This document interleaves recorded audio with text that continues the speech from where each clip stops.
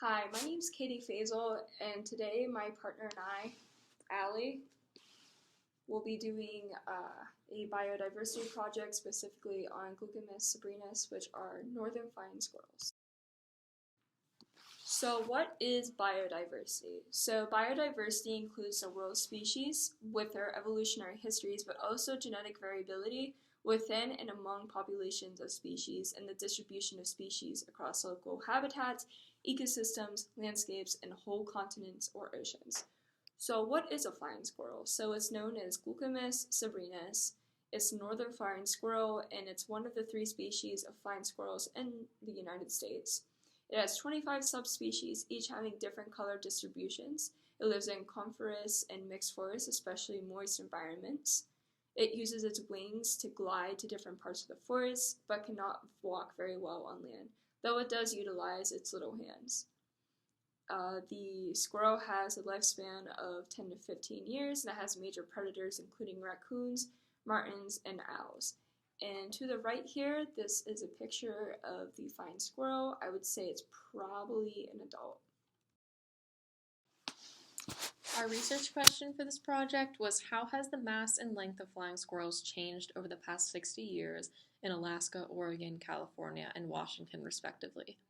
Our hypothesis is that the flying squirrels are expected to decrease in mass and length over time due to climate change-related temperature increases. And this is due to Bergmann's rule, which we're going to talk about later in this presentation. The flying squirrels in Alaska should have the largest mass and smallest length compared to Washington, Oregon, and California due to environmental factors such as lower temperatures and more abundant food sources. So if you look here on the right, this is a picture of a coniferous forest. This doesn't look very recognizable to us in Pennsylvania because our conifers are really sparsely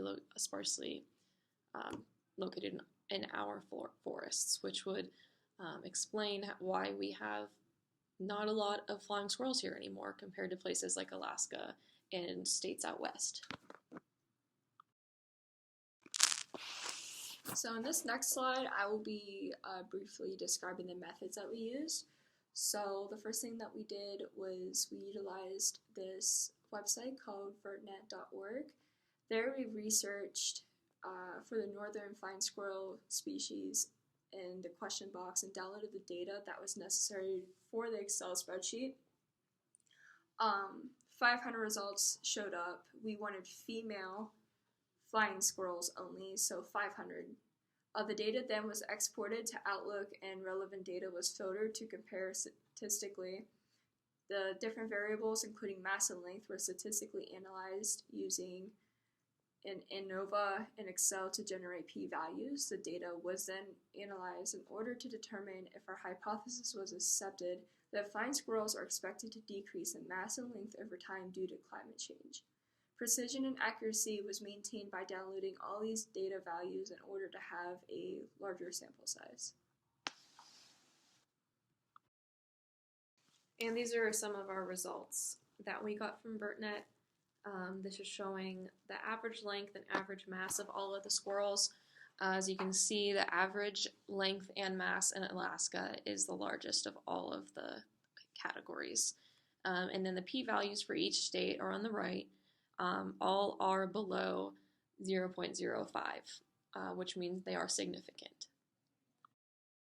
Here are figures that we generated from our BERTnet data.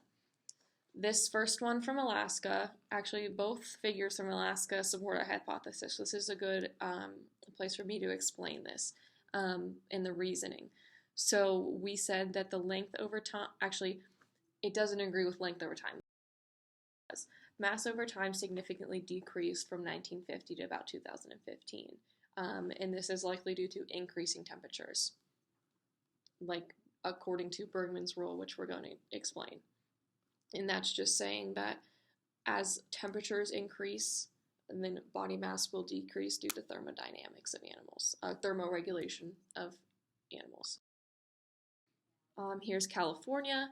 California does not agree with it, with our hypothesis. It's saying that mass increased, length increased over time, which agrees, and mass increased over time, which does not agree. And we're not really sure why the mass increased over time in California, but it's interesting to note that mass and length is important for the aerodynamics of these squirrels. So the increase in mass, if it's significant enough, could be detrimental to that species because they might lose some ability to fly, ability to glide, that is, from trees. And they have really, we study them a lot to determine how to make flying objects, like how to make gliders and things. Humans do because of the way that they can glide in their proportions. Because the appendages are long and mass over time in Oregon decreased, which also relates to Bergmann's rule, as the temperatures increased because mass and temperatures of climate of the region where these animals live are inversely related. So thank you for watching. Thank you. In Washington, the length decreased, and in Washington, the mass decreased. So the reasoning for this, like I said earlier, is climate change pretty much. To sum it all up, climate change could be a driving factor in the mass and length changes. Several studies analyzing climate change in California's mountain regions indicate that since 1950, which is where a lot of our data starts at, there's been a rapid warming trend. And the largest increases in temperatures have occurred during the winter and spring. I'm not sure how relevant this is, but this does coincide with the mating period of the northern flying squirrels. And then visually, we have figures of the western states, and A, which would be the first row of photos of first four figures, first row. That's showing January, February, March minimum temperatures. And then the next row is maximum temperatures. Red would be the greatest increase, and then frost days and degree days over 0.